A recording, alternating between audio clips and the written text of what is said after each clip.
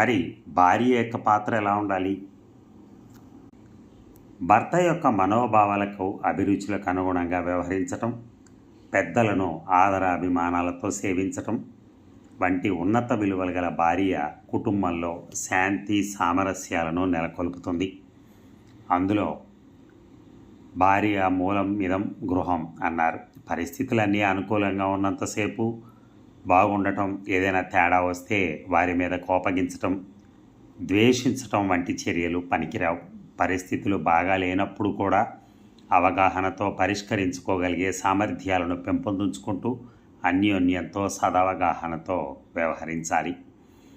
గృహస్థుల పాత్ర కేవలం దాంపత్యానికి పరిమితం చెందక సంతానం పట్ల సరైన అవగాహనతో తల్లి, తండ్రి అనే అత్యంత కీలకమైన పాత్రలతో సమర్థవంతంగా వ్యవహరించాలి. Thank you.